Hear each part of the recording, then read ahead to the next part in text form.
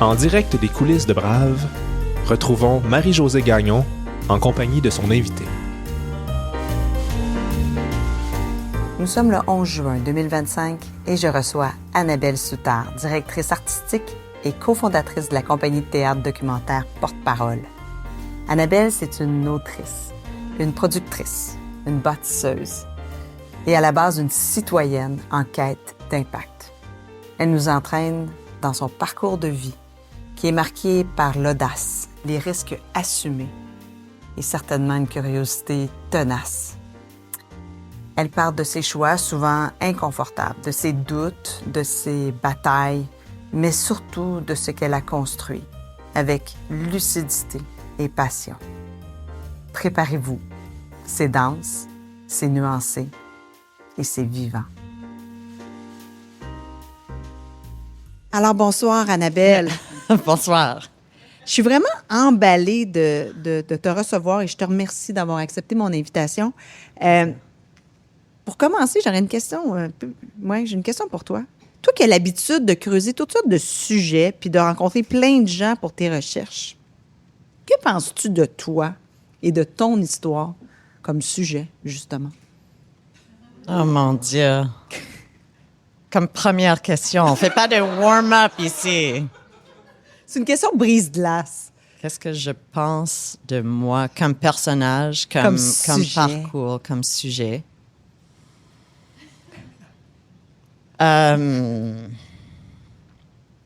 Pour moi, je suis plate, évidemment, parce que je me connais. Mais je crois que je suis...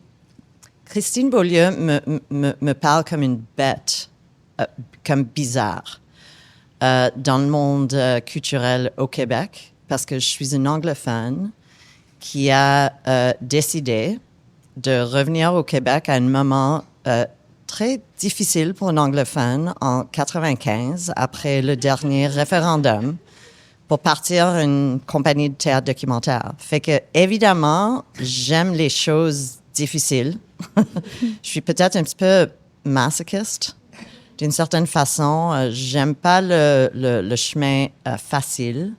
Fait que peut-être je suis une bonne personnage dramatique, en fait, parce qu'un personnage dramatique doit être quelqu'un qui, devant les obstacles, persiste et trouve des stratégies pour survivre et pour trouver du succès. Fait que peut-être de l'extérieur, je suis plus intéressant, mais pour moi, je suis juste une petite fille de Westmount qui est retournée à Montréal pour faire ce que j'aime. En tout cas, j'ai tout... je ne sais pas si vous l'avez vu, l'arc narratif. Moi, je l'ai vu. Tu es née en 1971 à Westmount, dans une famille à la fois intellectuelle, entrepreneuriale et aussi socialement engagée. Ton père, c'est un entrepreneur financier, notamment cofondateur de Pembroke, une entreprise qui existe encore sur le marché, et un philanthrope. Ta mère, d'origine estonienne, et on peut voir dans ton visage des traits. Elle a fait de longues études en géologie, mais elle n'a pas vraiment travaillé. Tu as 2 frères aînés, dont un qui a décidé d'aller vivre à Hong Kong très jeune, donc je pense en 1900, vers la fin des années 80. Ouais. Quand tu penses à ton enfance, là, qu'est-ce qui te revient le plus en mémoire?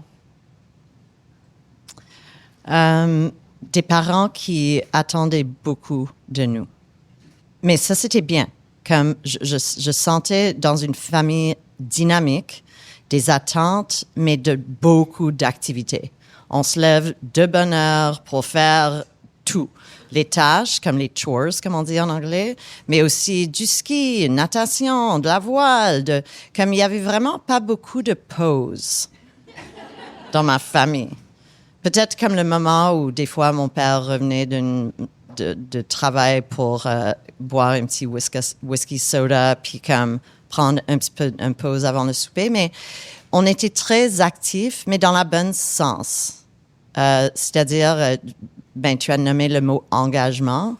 Je pense que mes parents, d'abord ma mère est une réfugiée de l'Estonie. Mon père est né à Asbestos, dans une famille assez bien nantie, c'est-à-dire son père était le comptable dans le mine de l'asbestos, mais c'est pas mes parents ne prenaient pas pour acquis leur succès qui venait finalement, mais ils travaillaient très fort. Puis c'est ça qu'ils attendaient de nous. Fait que mes souvenirs, activité constante. C'est ça, vous étiez des privilégiés, mais vous viviez pas comme des privilégiés au début, puis vous êtes devenus de plus en plus privilégiés. C'est ça, parce qu'au début, la carrière de mon père était très difficile. Le marché boursier, comme aujourd'hui, il y a beaucoup de monde qui se dirige vers une carrière en investissement, mais à l'époque, en fait, ses parents attendaient qu'il allait plus vers la génie minière. Fait que c'était comme un grand risque ce qu'il a fait. Puis au début, les marchés étaient comme vraiment pas faciles. Fait que au début, je sentais le stress et qu'il fallait vraiment travailler pour acquérir quelque chose. Et il faut sauver l'argent. C'était vraiment toujours ça. Ma mère était comme un coupon clipper, comme on dit, où il fallait toujours trouver des moyens de sauver de l'argent. Fait que quand je regardais autour de moi, il y avait beaucoup plus d'aisance à Westmount à travers, comme autour de ma famille. Puis j'ai senti que mes parents voulaient pas prendre pour acquis, finalement, quand ils ont eu plus de succès, l'argent ou la richesse, la prospérité. Puis avec ta mère, tu fréquentais les théâtres? Le Centaure à Montréal, le Piggery à North Atlee, puis le Festival de Stratford en Ontario. Puis tu as eu un magnifique parcours scolaire, je t'envie. Tu étais une grande sportive aussi, mais tu as fait des études donc à The Study à Montréal. Puis au lieu d'aller au cégep, tu as fréquenté l'école Stowe en banlieue de Londres, une espèce d'école de rêve. Puis c'est là où tu vas toucher pour la première fois à la mise en scène. Qu'est-ce qui t'a plu dans le théâtre au départ? Au départ, le risque, parce que quand on décide de présenter une pièce et de travailler avec une équipe, on ne sait pas qu'est-ce qui va sortir. Et là, on est devant un public, le rideau s'ouvre, puis on ne sait pas qu'est-ce qui va se passer, vraiment. Et même après 30 ans de pratique professionnelle, j'ai toujours des papillons. Do we say that in French? Des butterflies. Fait que ça, le risque et la suspense, puis la créativité d'un groupe, en fait. Parce que le théâtre se fait pas en solo. C'est vraiment un travail collaboratif où on dépend des autres pour livrer. Et il y a pas une personne qui a un petit rôle, comme on dit, et tout le monde peut à tout moment gâcher le truc. Fait que on sent toujours que l'équipe est ensemble pour sauver le moment. Si quelqu'un saute une ligne, quelqu'un va improviser pour sauver la truc. Fait que je crois que ça crée une communauté qui me rassure, en fait. Je crois que c'est comme ça qu'on doit faire tout notre travail. Puis ensuite, tu étudies à Princeton, au New Jersey. En études anglaises, tu vas toucher à la littérature dramatique, le théâtre, la danse. Ramène-nous à ce moment-là de ta vie, puis raconte-moi des histoires. Parce que moi, je rêve, là, Princeton. Vous autres aussi, hein, vous rêvez? Mais il y a beaucoup de choses que je me rappelle pas parce que c'est une grosse université party.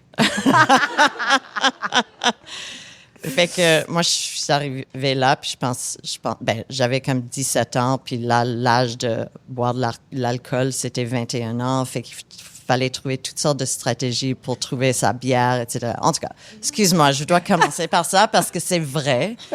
Je me sentais tellement privilégiée d'être sur un campus où je crois que comme une personne sur, je sais pas, quelques milles arrive à atteindre une spot à Princeton. Fait que on se sent tellement choyé d'être choisi parce que on sait que tous les gens qui appliquent sont capables d'être là et qui, comme on est choisi, on sent qu'on doit vraiment donner beaucoup quand on est là. Fait que j'ai comme suivi la tendance de mes parents. J'étais très active sur le campus.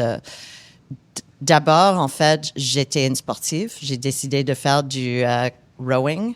Ah oui, l'aviron. L'aviron. En fait, j'étais sur l'équipe aviron freshman. Après, j'ai commencé à me diriger vers les artistes sur le campus. J'ai commencé à faire des auditions pour jouer dans des pièces et ensuite à faire la mise en scène. Et à un moment donné, j'ai dû comme choisir mon chemin académique. Et c'est là, à Princeton, on fait 2 ans en fait, d'études avant de déterminer qu'est-ce qu'on va faire, comme c'est quoi le département, on va faire notre diplôme. Puis, c'est là où j'ai commencé à prendre des cours en théâtre et où j'ai pris cette décision-là, influencée aussi par d'autres artistes autour de moi.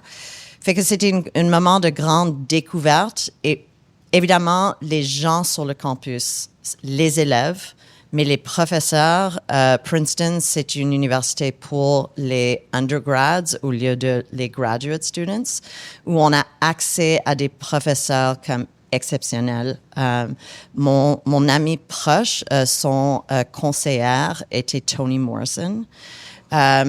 On avait des comme Nobel laureates partout sur le campus. Martin Scorsese qui venait pour un week-end pour faire un petit discours au département de théâtre et film. Tu sais, comme Athol Fugard qui est une grande écrivain sud-africain. En tout cas, on avait accès à des gens exceptionnels et ça nous donnait du confiance à un très jeune âge que nos idées étaient crédibles, qu'il faut imaginer son avenir tout de suite et ne pas comme prendre des délais, faire des choix difficiles, mais on sentait comme des adultes avec les plus belles personnes du monde. Fait que, en tout cas, j'aimerais revenir, en fait. Amène-moi. 4 ans. Je vais y aller avec toi. C'est là que tu as fait la rencontre du théâtre documentaire? Oui. Ouais. C'était vraiment un hasard parce que j'ai pas découvert ce forme sur le campus comme dans l'université tout de suite. Il y avait une femme, Anna DeVere Smith, qui était une metteur en scène, écrivain, actrice noire, qui a présenté ses premières pièces documentaires au théâtre McCarter, qui est comme le théâtre régional dans la ville de Princeton. Et c'était des pièces documentaires. En fait, elle faisait des pièces documentaires sur des conflits raciaux aux États-Unis. Un de ces pièces, c'était sur les émeutes qui se sont passées à Los Angeles. Imagine, on est là encore. Ah ouais. Quand Rodney King a été abattu par des policiers, ça a été capté sur vidéo et tous les policiers blancs ont été acquittés. Elle est allée à Los Angeles avec un enregistreur, une caméra vidéo pour interviewer pas juste le victime, sa famille, etc., parce qu'on attendait qu'une femme noire va être intéressée par ce côté de l'histoire. Elle a même interviewé des membres les policiers blancs, un juriste, en fait, qui a acquitté. Elle a eu accès à cette personne. Toutes sortes de personnes. Puis elle joue, c'est un tour de force, comme 50 personnages sur scène elle-même. C'est une solo où elle va donner autant de justesse et d'écoute à des gens qui ne sont pas comme elle, des hommes blancs ou des gens latinos, etc., qui ont différents points de vue. Puis elle a réconcilié tous ces points de vue dans une seule pièce de théâtre. J'étais comme... Moi, à cette époque, je me dirigeais plus vers le journalisme parce que l'actualité, ça m'inspirait beaucoup, etc. Ça m'interpellait. Mais là, quand j'ai vu cette pièce, je me suis dit...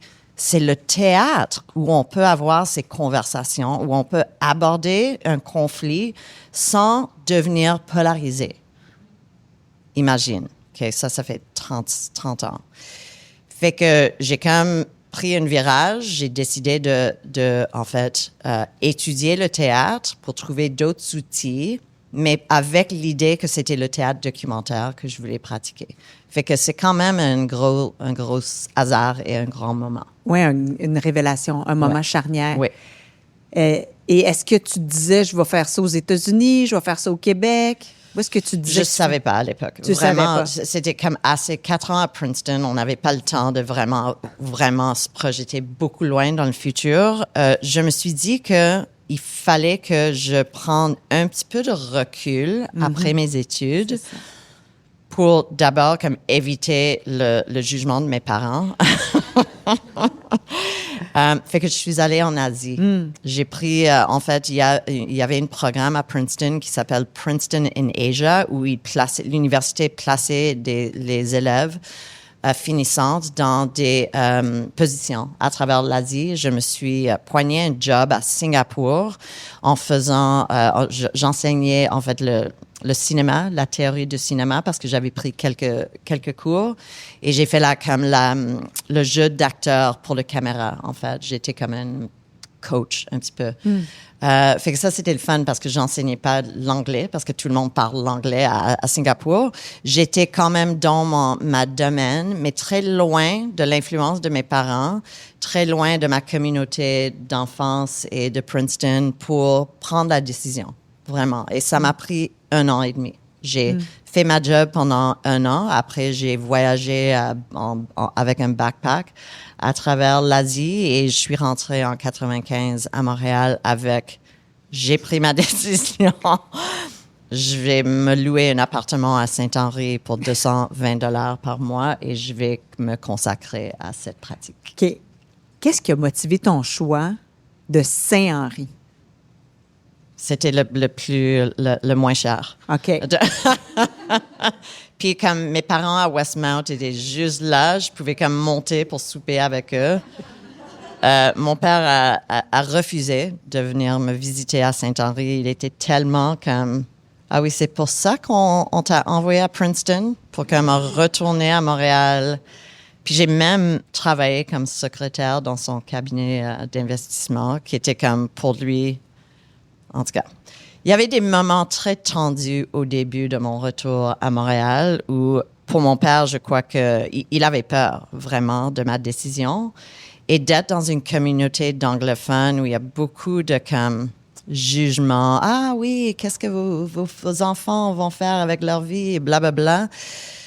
En tout cas, c'était costaud comme relation. Mais voilà, il ne pouvait pas m'empêcher parce qu'il a toujours dit « fais ce que vous aimez dans la vie ». Fait que j'ai dit « ben, voilà ». Mais ça t'a quand même pris un petit bout de temps, là. T'es allé en Asie, 18 mois. T'avais pris ta décision pas mal à Princeton. Je me questionne sur les doutes qui t'habitaient. C'était quoi les doutes qui t'habitaient? Tout. Mais ma capacité, je me sentais pas artiste, jamais. Je me sentais toujours comme académique, sportive. Fait que l'idée, tu sais, l'art, c'est très comme mystérieux. C'est comme une magie. C'est comme les gens qui sont créatifs. Ben, d'où vient cette créativité? Moi, je pense que la créativité, c'est aussi presque comme la génie civile. Il y a une architecture à créer une pièce de théâtre, de créer une courbe dramatique. Et c'est quelque chose qu'on apprend. C'est pas juste quelque chose qui est comme acquis ou inhérent. Fait que je crois que mes doutes étaient, même quand on a du succès dans ce domaine, on a très, très, très rarement du succès financier et c'est difficile d'imaginer avec mon background qu'on va planter de cette façon ou qu'on va rester un petit peu dépendant sur sa famille pour vivre. Fait que mais c'est bizarre, quand on a comme 25 ans, on est un petit peu reckless. On est un petit peu comme, ben tant pis, je vais faire ce que je veux. Et une fois qu'on s'assoit devant son cahier d'écriture ou son ordinateur pour écrire, et une fois qu'on sort et on commence à interviewer des gens, on oublie le monde. On est comme dans notre zone, comme on est juste bien, content. Puis, aucun doute, aucun stress est là, dans ce moment-là. Fait que j'ai juste essayé de me plugger dans ça et de juste comme éviter le jugement des autres. Mais c'était pas toujours réussi. Puis pendant ce temps-là, tu travaillais comme secrétaire, justement, pour payer ton loyer et tout ça? Oui. Ça, c'était un bon défi pour moi. D'ego. En tout cas, j'étais au service des gens. Puis chaque fois que j'avais comme un pause, j'avais toujours mon texte sur lequel je travaillais comme sous le pupitre ou le desk, et puis en tout cas le bureau. Puis j'essaie juste de rattraper des moments où je pouvais avancer mon travail. Ouais. Le risque chez Annabelle n'est pas un mot creux, c'est un véritable moteur. Elle a choisi le théâtre quand tout indiquait une voie plus raisonnable. Et elle a choisi de revenir à Montréal, à Saint-Henri, et de travailler en français. Ce sont tous des choix importants, comme celui qu'elle fera à la suite d'une rencontre fondatrice. Et là, à peu près vers l'âge de 26 ans, à peu près, tu fais une rencontre majeure dans ta vie, celle d'Alex Ivanovitch, pardon. Non, c'est beau. Qui est aujourd'hui acteur, metteur en scène, dramaturge et enseignant. Il va devenir ton mari, le père de tes 2 filles, de vos 2 filles, et le cofondateur de Porte-Parole. Et je ne savais pas qu'il serait là ce soir. Alors, j'ai une question pour toi. Quelles sont les qualités d'Alex pour que tu le choisisses? Pour tous ses rôles dans ta vie? Ben, on va commencer avec le professionnel parce que ça, c'est le début de notre relation. Oui, c'est ça. Comment tu l'as rencontré et tout? Mais en fait, je l'avais casté dans une de mes premières pièces. Je l'ai vu sur scène comme acteur, puis j'étais tellement interpellée, tellement comme engagée avec son jeu. Je me suis dit, ben, il faut que je travaille avec cette énergie-là. Fait que je lui ai donné le rôle. C'est un petit peu bizarre, en fait, dans une pièce que j'avais écrite avec une amie où moi, j'étais un des personnages. Puis après, j'ai décidé de comme mettre ça un petit peu à la poubelle et engager 2 hommes pour nous jouer sur scène. Et il m'a joué dans la pièce. Fait que pour son courage, en fait, d'avoir accepté cette invitation, parce que moi, j'ai fait la mise en scène, fait que je lui dirigeais dans mon rôle. En tout cas, c'était un petit peu méta et bizarre. Puis on a fait le tour des festivals Fringe avec cette pièce-là. Puis lui, fait que c'était lui, un autre gars et moi. Puis lui, il avait pas son permis de conduire à l'époque. Fait que lui, il était toujours debout. En fait, l'autre comme dormait pendant que moi, je conduisais. Puis sa capacité d'écoute. Et pendant toutes les prairies, tu sais, le Manitoba, le Saskatchewan, tu sais, moi, je conduisais, je parlais et lui, il m'a écouté. Puis il m'a posé des questions sur mon passé, mon parcours, etc. On a vécu, on a grandi ensemble à Montréal, mais dans 2 quartiers ou 2 comme réseaux très différents. Lui, il est allé à Face, beaucoup plus créatif que The Study. Il était toujours entouré par des artistes, moi avec peut-être des gens moins des artistes. Fait que on avait beaucoup à découvrir ensemble. Fait que oui, j'avais beaucoup d'admiration pour courage, son sens d'humour. Et comme il a vraiment une réputation d'un homme très drôle. C'est comme presque un clown. Fait que il m'a fait rire à tout moment. Puis quand on a beaucoup de plaisir et on rit avec une personne, on sait que il y a quelque chose à investir. Puis parle-moi de la fondation de Porte-Parole. Comment ça s'est fait? Comment ça s'est décidé?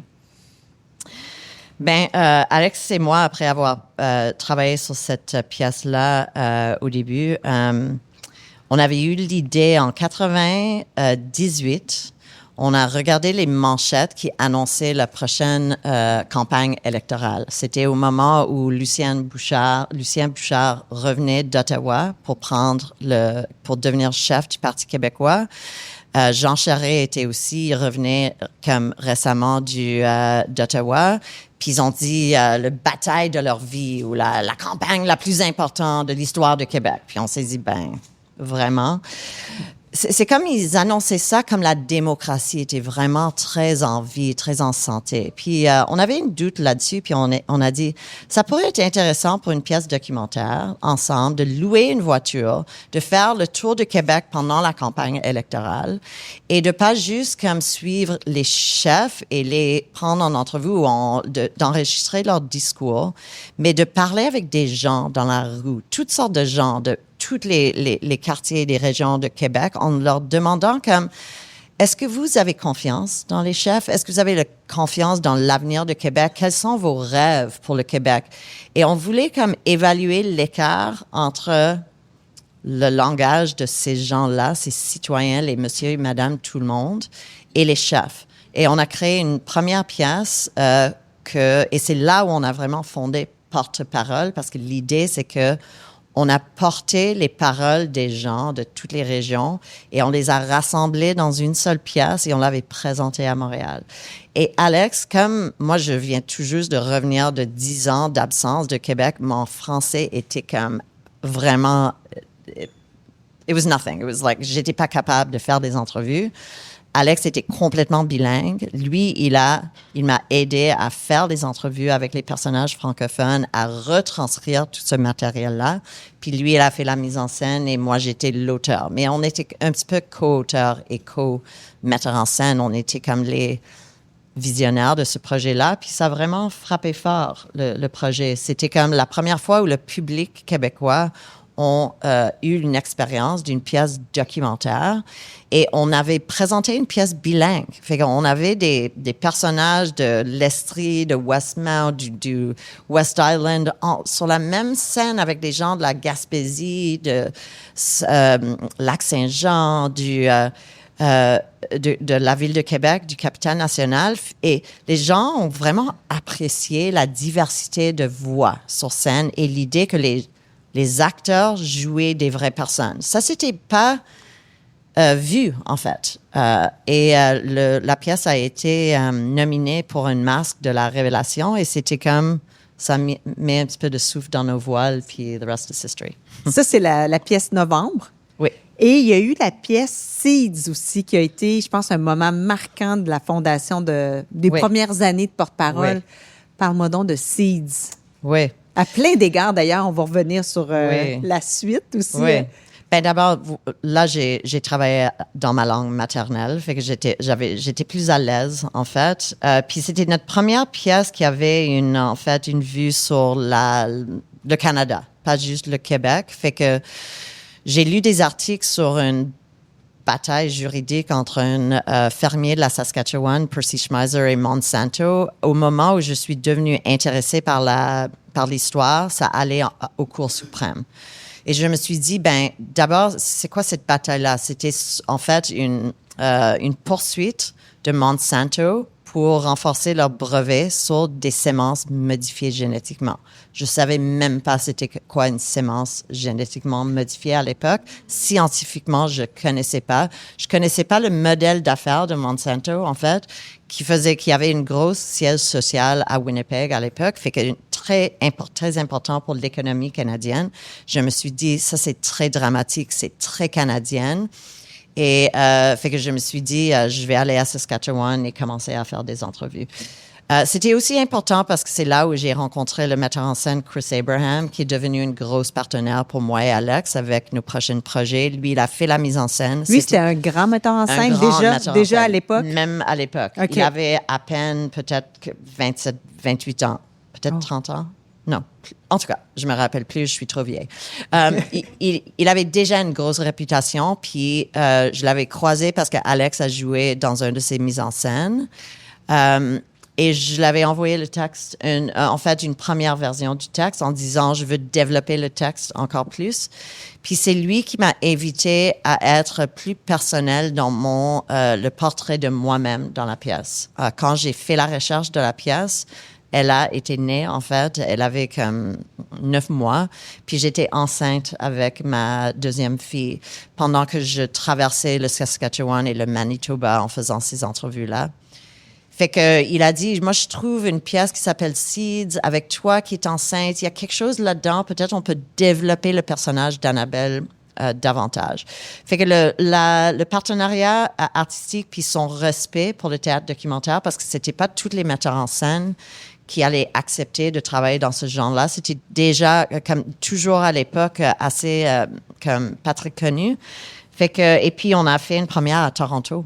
Fait que ça, c'était excitant aussi parce que on a fait un petit peu de tournée au Québec, mais c'était la première fois où on a fait le saut vers le Canada anglais à l'extérieur de Québec. Puis c'était vraiment très, très, très... en tout cas, une très grande honneur de faire une première à Toronto. Et ensuite, puis on a attiré le grand acteur Eric Peterson, qui est l'acteur dans Corner Gas et toutes sortes d'autres choses. C'est un comédien très célèbre au Canada anglais. Puis il a accepté de jouer le fermier.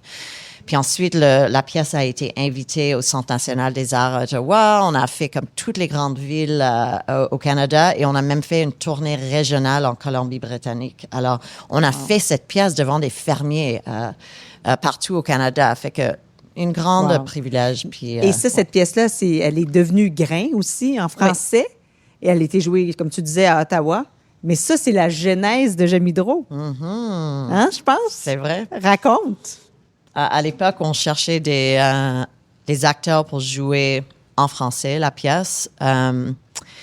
Denis Bernard, qui était un des directeurs artistiques du Théâtre de la Licorne, où on a présenté la pièce, a suggéré Christine Beaulieu, qui était une jeune actrice à l'époque. Elle avait fait quelques pièces à la Licorne, quelques petits films ici et là, mais vraiment pas très connus. Fait qu'on l'avait pris en audition. Imagine, on a pris en audition Christine Beaulieu. Est-ce qu'elle est capable? Puis le metteur en scène était vraiment impressionné, pas juste par son intelligence, parce que le texte est assez dense. Hein? Là, on touche à la science, on touche au droit des brevets.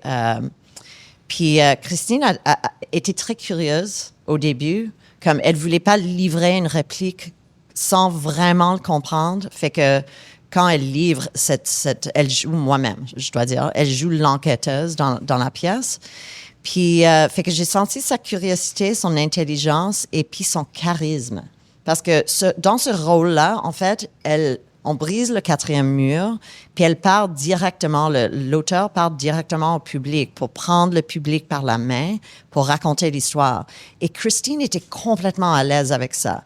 Le fait puis l'Alicante, c'est pas très grande, fait que vraiment le public est juste là. Puis elle regardait le public dans les yeux pour dire, pas de stress, oui, il va voir de l'information, ça va être dense, on va parler des brevets, du science, etc., mais vous allez avoir du fun avec moi. Puis je me suis dit, oui, ça c'est quelqu'un avec qui j'aimerais travailler encore davantage. Puis on s'est retrouvés comme grands partenaires. Ouais, comment c'est arrivé? En fait, par une chicane, ça a commencé. Christine aussi a joué Imagine. Elle n'est pas très bilingue, Christine, finalement. Puis, à un moment donné, on était invités à jouer la version anglaise au Centre national des arts et l'actrice principale qui me jouait n'était pas disponible. Mais on ne pouvait pas refuser l'invitation. Christine avait déjà répété pour faire la pièce et jouer en français. Puis, fait qu'on a dit, mais peut-être ça va être plus facile. Elle connaît le texte, elle est très bien. On doit juste lui enseigner l'anglais. En tout cas.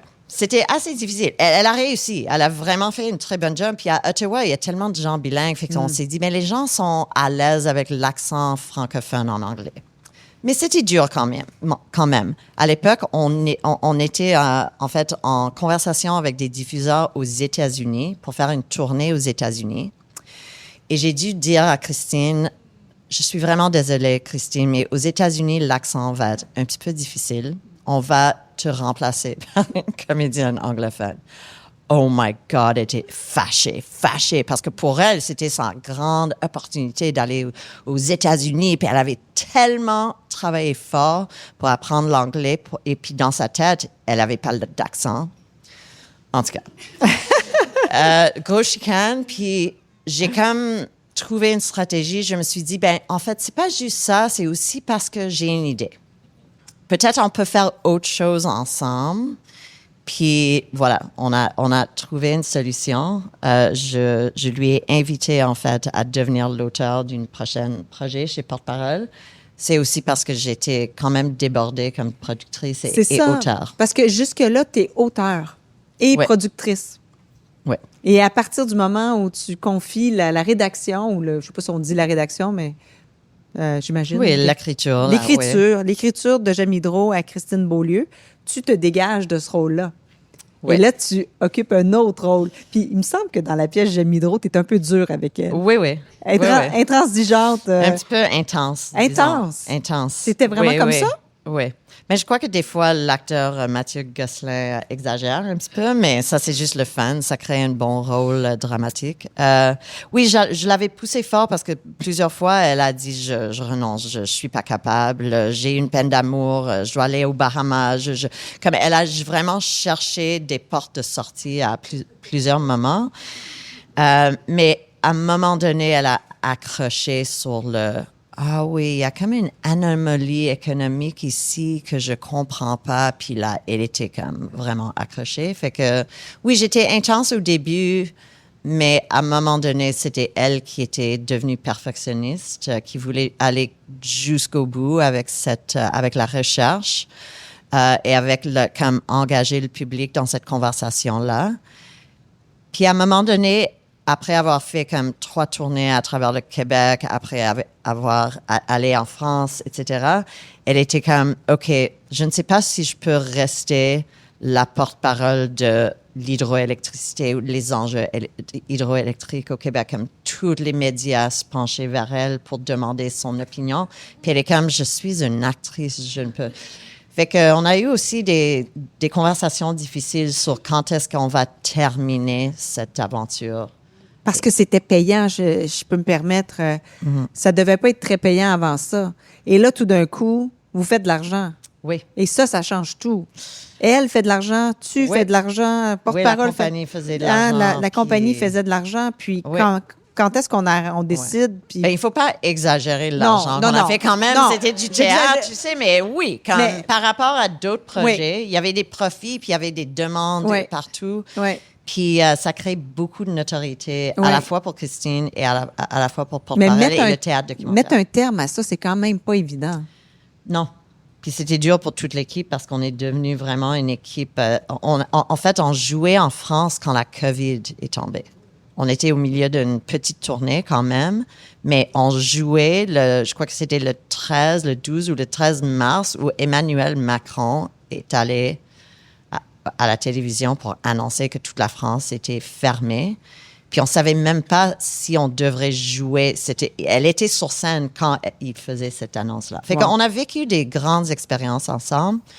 Puis, mais je crois qu'à un moment donné aussi avec nos projets, en fait, on avait plusieurs d'autres projets. Puis dans le documentaire, c'est pas que la pièce est datée, mais à un moment donné, on aura dû décider de faire une autre étape de recherche. Christine ne voulait pas. Puis on se comprend. Terminer. Elle était déjà rendue à 5 heures. 3h45. Ah oui? OK, 3h45.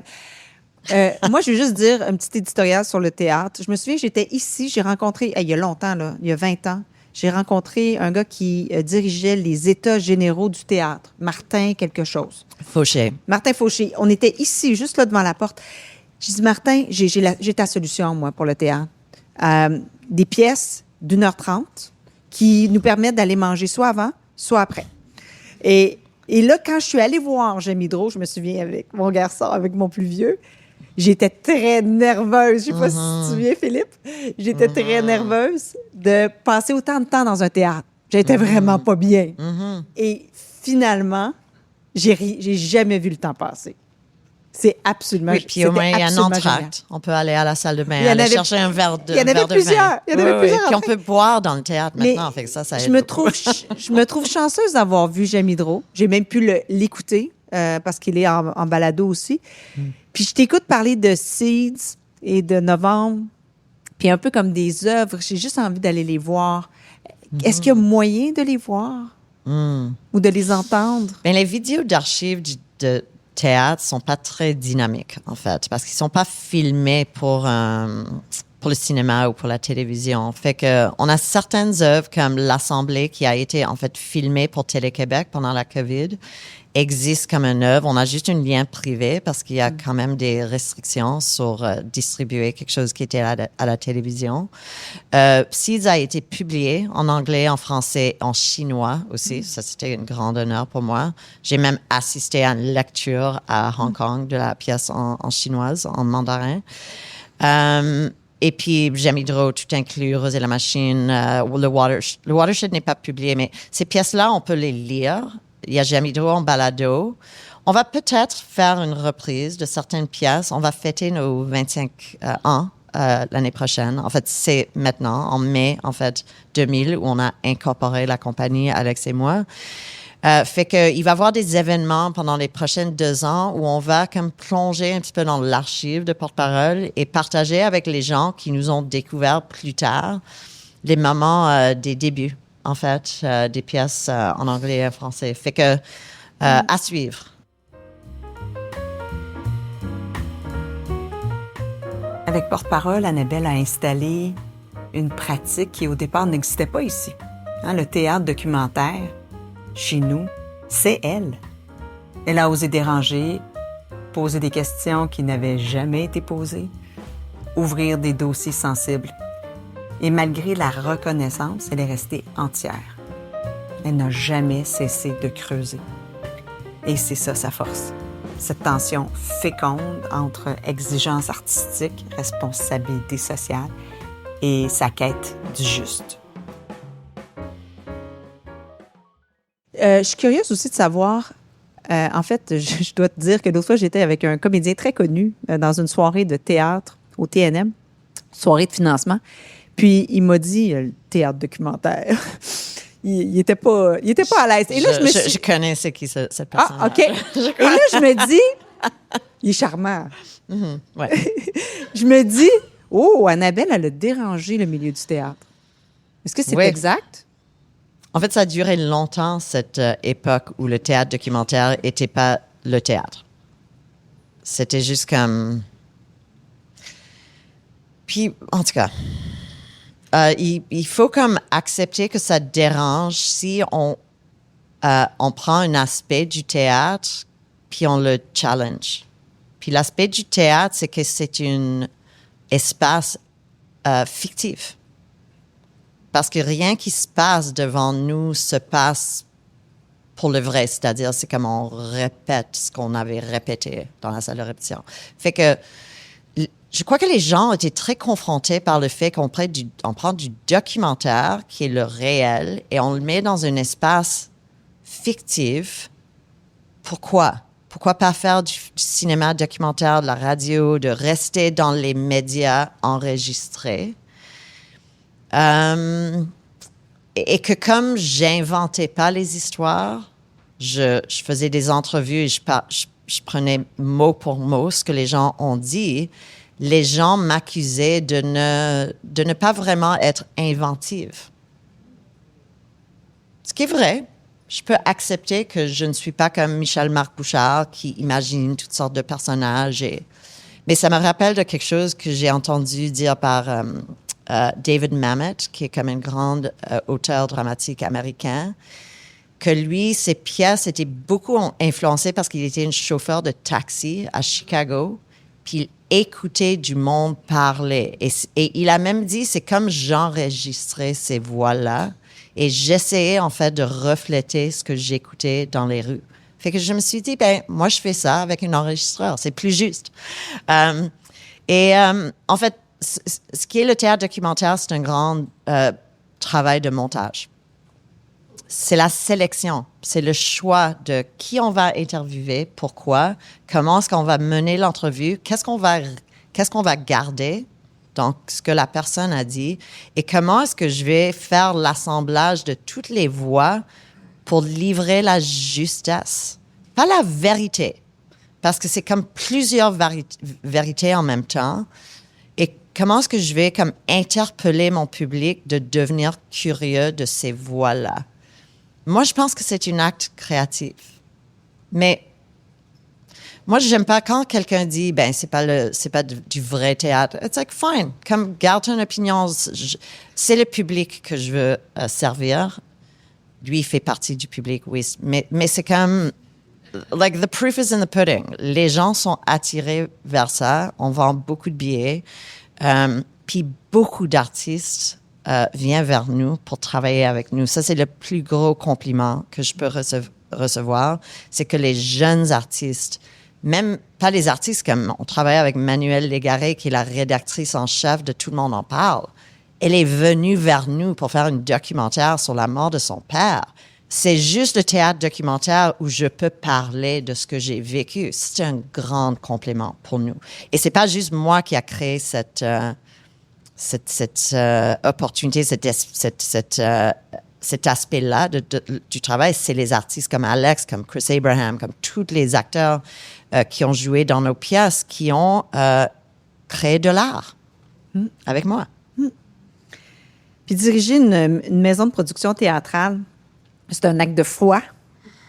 C'est un acte d'une folle, en fait. C'est une folie, oui. Tu vis constamment une tension entre les besoins des artistes, les impératifs de production, le financement, les ressources humaines. On est loin de la création purement artistique ou théâtrale. Qu'est-ce que tu trouves le plus difficile? Qu'est-ce que je trouve? Ben, en ce moment, les ressources humaines, pour être vraiment pratico-pratique. Qu'est-ce que je trouve le plus difficile là-dedans? Ben, au début, j'ai trouvé ça difficile quand moi, j'étais l'auteur principal de défendre l'art de la scène avec les donateurs. Parce que tout le monde me posait la question, mais l'impact, vous allez rayonner pour combien de gens? Vous allez rejoindre combien de gens finalement? Fait que j'ai trouvé ça dur d'être devant cette doute des gens de c'est pas un bon investissement. Et de trouver le langage pour faire le pont entre les gens qui, évidemment, ils géraient des grosses fondations, c'était des gens bien nantis, mais qui voulaient avoir un impact social, de traduire la valeur que j'ai vue dans le théâtre documentaire dans des mots qui allaient les accrocher et vraiment avoir la conviction qu'il va avoir un impact. Maintenant, c'est plus facile parce qu'on voit l'impact, c'est plus tangible. Et maintenant, je défends pas juste mes pièces, je défends en fait le talent des autres auteurs et leurs ambitions, leurs histoires qu'ils veulent amener. Fait que je trouve ça plus facile, mais au début, c'était la levée de fonds et aussi d'apprendre comment gérer un bureau une fois qu'on a grandi et de garder une équipe motivés, avec des salaires qui sont pas concurrents sur le marché, où on demande beaucoup et les gens travaillent fort. Il faut vraiment toujours traduire sa conviction. Et jour après jour, ça use, je dois dire. Mais c'est aussi un grand privilège. Puis j'ai beaucoup de gens qui travaillent autour d'un conseil d'administration. Alex, on a 10 personnes au bureau maintenant. Puis je me sens très bien entourée. Quand tu penses à ça, est-ce que tu te dis pourquoi j'ai pas parti ça aux États-Unis? J'étais déjà à Princeton. Oui. Je suis une anglophone. J'aurais dû. Non. Mais j'ai des regrets, sincères, des fois. Juste parce que... Ça serait comment là-bas? Ça aurait été dur parce que c'est comme très concurrent, mais les histoires aux États-Unis sont... Ils sont sur le... Ils sont mondiaux, finalement. Fait que des fois, je me demande est-ce que j'avais comme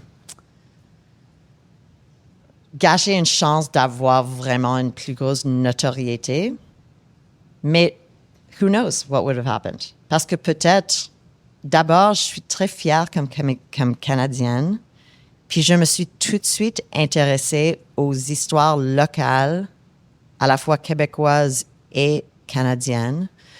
Et le Canada m'intéresse beaucoup comme une histoire, parce que c'est aussi comme beaucoup de territoires, cultures différentes, très, très, très répandues. Spaced out, is that what you say? Mm-hmm. Puis difficile à fédérer. Mm-hmm. Fait que les défis sont excellents pour un artiste. Puis j'ai pu comme arriver à avoir quand même une bonne qualité de vie ici, parce que les arts sont assez bien soutenus par les gouvernements, par les subventions publiques. Le Québec, comme public, est très au rendez-vous. Ils sont très engagés, puis ils m'ont accepté quand même comme une voix anglophone dans leur église culturelle. Je crois que j'ai peut-être un petit peu une comme membership honorifique maintenant dans le paysage francophone, puis je me sens vraiment choyée de ça. C'était un beau défi. Puis finalement, peut-être j'aurais comme échoué aux États-Unis et décidé de faire autre chose parce que ça aurait été trop dur. Puis j'ai maintenant la famille que j'ai. Fait que je m'excuse, je dis devant ma fille, peut-être j'ai des regrets. C'est pas vrai, là. C'est juste, il y a toujours un côté de moi. Comme, moi, j'aurais voulu avoir comme 5 vies, tu sais, oui. Juste comme tout le monde a. Fait que, mais quand on est bien dans notre peau puis on fait ce qu'on aime, on peut pas vraiment regretter. C'est juste un petit questionnement. Qu'on regarde ce qu'on a. Oui, peut-être je vais retourner aux États-Unis à un moment donné. Puis tu travailles souvent sur des sujets qui divisent. Tu travailles tout le temps sur des sujets qui divisent, je devrais dire. Puis tu dis, je cherche le conflit. Je veux qu'on m'amène dans l'inconfort. Puis pourquoi cette quête? Ça vient d'où? Je sais vraiment pas. Peut-être quand on a une enfance assez stable, on veut juste tout bouleverser. Je sais pas, on veut devenir autre chose. Mais j'avais des parents quand même qui étaient des aventuriers, qui me poussaient toujours à, comme quand on a terminé nos écoles secondaires, moi et mes 2 frères, on est allés ailleurs. Nos parents ont dit, allez avoir une expérience en Angleterre, en Écosse, au cas de mon frère aîné. Puis, oui, le voyage et tout ça était toujours important dans la famille. Fait que, je sais pas. Je crois qu'on est tous inconfortables, finalement. C'est juste qu'on camoufle ça pour être avec les gens. Comme, ah oui, tout va bien, tout est très fluide, Mais c'est comme des masques, en fait. La vraie personne est déstabilisée, est nerveuse et cherche à avoir des accroches pour relater avec les gens. Puis sur scène, il faut toujours être un petit peu croche, un petit peu... C'est une position dynamique. Quand on est trop statu quo, stable, tranquille, rien se passe. Fait que, oui. C'est pas intéressant. C'est ça. C'est quoi ton talent unique? Je sais pas si j'ai des talents uniques, parce que je pense que certains talents que j'ai sont partagés avec beaucoup de gens, mais je suis très curieuse de nature. Quand je suis devant des gens ou des situations, je veux comprendre. Je veux creuser, je veux décortiquer. Je sais que la première vue sur une histoire est jamais complètement vraie, où il y a une nuance ou une contradiction, et je veux la trouver. Fait que ça, c'est pas vraiment un talent unique, ça se déploie dans beaucoup de carrières, finalement, comme la tienne. Dans le journalisme, dans la science, dans le monde d'investissement aussi, comme mon père, il voyageait partout en Amérique du Nord pour rencontrer des gens qui géraient des compagnies pour décider s'il va investir ou non. Fait que j'étais devant, en fait, 2 parents qui posaient des questions sur le monde. Puis, je crois que c'est une belle façon d'être avec des gens. Je sais que j'ai l'air d'être très confortable ici en parlant de moi, mais je suis pas très intéressée à raconter mon histoire. Comme, it's like, why? It's boring to me. It's like, je veux écouter ce que les autres gens ont à dire. Mon mari va peut-être me contredire. Peut-être avec lui, je parle beaucoup, mais oui. Puis tu t'intéresses beaucoup à la polarisation sociale, au discours opposé. Oui. Puis je veux que tu me donnes un truc. Comment doit-on réagir quand quelqu'un dit quelque chose avec lequel on n'est absolument pas d'accord? Pourquoi? Juste demande à la personne, pourquoi est-ce que vous pensez ça? Comme d'où vient cette idée-là? Désarmer la personne en essayant de comme reculer de l'émotion, de ce que vous pensez, de ce qu'il ou elle pense, et juste devenir curieux de où vient la pensée. Et là, la personne va sentir que vous êtes réellement intéressé, que vous n'êtes pas en train de juger, mais que vous voulez avoir accès à quelque chose dans la personne qui est important à lui ou à elle. C'est pas évident quand on commence à parler sur des sujets qui sont proches à nous ou difficiles, ou si on vraiment sent que la personne a fait quelque chose qui n'est pas correct. Mais c'est devenu un petit peu mon travail. Fait que je suis assez professionnelle dans des situations comme ça. J'essaie d'aller vers des racines de la pensée. Intéressant. Et aussi, parce que la personne ne va pas donner confiance si on ne dévoile pas quelque chose sur nous. Fait qu'il ne faut pas rien dire. Il ne faut pas juste rester dans les questions, sinon les gens vont être méfiants. Mais il faut, une fois qu'on connaît d'où vient la personne, trouver quelque chose dans notre vie où on peut faire une connexion. Trouver le terrain commun, puis ensuite, ne pas avoir peur de retourner dans le conflit. Parce que je pense que le conflit est bon aussi. Fait qu'il ne faut pas être comme Kumbaya, tout est beau, j'accepte tout ce que vous dites. Mais de dire, honnêtement, il y a des choses dans votre pensée qui me rendent très mal à l'aise. Je veux que vous sachiez ça. Puis, j'aimerais qu'on essaie de comprendre ça avec moi, mais qu'on fait ça comme dans un travail d'équipe. Merci. Donc, on en a parlé tout à l'heure, les 25 ans de porte-parole. C'est quoi ton souhait pour les 25 prochaines années? De trouver un plan de succession pour peut-être laisser le leadership de porte-parole entre les mains de 2 autres personnes, comme moi et Alex, qui sont plus jeunes, puis qui veulent amener porte-parole dans l'avenir. Il faut que ce soit des jeunes qui prennent le relais à un moment donné. Mais il faut faire ça comme il faut. Il faut trouver les bonnes personnes.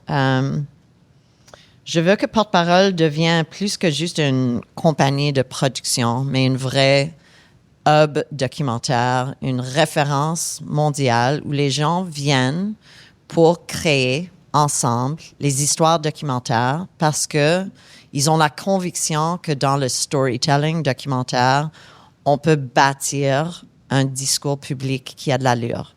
Parce que tout le monde est d'accord que le discours public n'a pas d'allure en ce moment. C'est n'importe quoi. La polarisation, l'extrémisme, la manque de nuances, le fait que nos médias se sont fracturés dans des silos idéologiques où on n'a plus de terrain pour s'entendre sur les faits. Ça, c'est comme radical et bizarre, puis c'est vraiment une menace à notre démocratie. Fait que pour moi, j'ai toujours imaginé que le théâtre va devenir cette agora civique où on peut échanger, comme débattre, avoir du sport dans le discours. C'est pas juste de l'entente qu'on va avoir, mais un vrai discours où une pluralité de voix peut cohabiter. Fait que j'aimerais créer cet espace-là. En mettant ensemble artistes, recherchistes, journalistes, venture capitalists, thought leaders ensemble pour reconnaître que c'est avec des histoires qu'on change le monde. C'est des histoires qui accrochent les gens, qui mobilisent les gens. Fait que j'aimerais que l'artiste ait un statut un petit peu plus légitime dans notre société parce que on se sent des fois écarté, comme « Ah oui, dans les théâtres, on va comme avoir du loisir, on va comme éviter les vrais enjeux. » Pour moi, c'est pas ça le théâtre de Shakespeare. Hein? Le théâtre de Shakespeare et de l'ancienne Grèce, de Molière, c'était là où on regardait en face les enjeux de notre société, puis on se débattre dans une pluralité. Fait que je veux que, pas que porte-parole devienne ça, mais que porte-parole crée des liens, un espace une hub où ça se peut. Merci. On va passer au questionnaire Brave. Oui, c'est ça. OK. Ça, c'est comme ce qui me met dans le spotlight, comme le hotspot où je dois répondre rapidement. Non, OK. tu réponds comme tu veux. C'est juste que moi, je répliquerai pas. Je vais passer à la prochaine question. OK. Que fais-tu chaque jour pour te donner du courage? Je cours en haut du Montréal. Je monte pour 30 minutes à peu près, puis après, je descends. Mais ça me donne du courage. C'est quoi être brave pour toi? Rêver chaque jour et accepter d'être dans l'inconfort, dans des situations imprévues, devant les gens avec qui on n'est pas d'accord. Puis qu'est-ce que tu te dis pour t'encourager? Just keep going or don't stop ou juste parce que des fois c'est l'élan en fait qui nous garde en mouvement et quand on arrête et on pense trop on peut arrêter et qu'il faut prendre ça comme un petit pas à la fois, tranquillement, sûrement. Puis à quel moment de ta vie n'as-tu pas été brave? Plusieurs fois. J'ai une phobie, en fait, de faire des discours publics. Fait que plusieurs fois, j'ai refusé des invitations où j'aurais pu avoir accès à un réseau plus important et j'avais pas le courage. Particulièrement de parler en français devant les gens, j'avais vraiment une phobie. Fait que à un moment donné, je me suis dit, si je ne prends pas le courage pour le faire, je vais pas avancer dans ma carrière, il faut que je le fasse, mais il y avait plusieurs moments où j'étais pas capable. Quelle personne incarne le mieux le courage à ton avis? Les gens devant un problème de santé. Comme quand j'ai vu mon père se battre contre son cancer pour 8 ans, quelqu'un qui voulait tellement être en vie, le courage de faire face à un problème de santé grave, sa mortalité, j'ai tellement d'admiration pour les gens qui restent optimistes devant la mort. Et qu'as-tu envie de dire aux jeunes pour les encourager? Faites ce que vous aimez. Comme mon père m'a dit. Il y a tellement de pression de prendre une voie qui est pragmatique. C'est vrai que c'est facile pour moi de dire ça parce que c'est vrai, j'avais toujours un safety net. C'est vrai. Mais la vie est trop courte pour se lever à chaque jour et ne pas avoir du plaisir dans son quotidien. Fait que je crois qu'on est né avec des rêves. Souvent, on termine l'école secondaire ou l'université avec des rêves, puis on est juste comme, le monde ne va pas accepter mon rêve, mais on fait le monde. C'est nous qui faisons le monde. Fait qu'il faut injecter nos rêves, notre imagination, nos questions dans le monde. Annabelle, merci tellement pour ton partage aujourd'hui. J'ai trouvé ça tellement intéressant, fascinant. C'est un très beau sujet. Merci. Merci, Marie-Josée.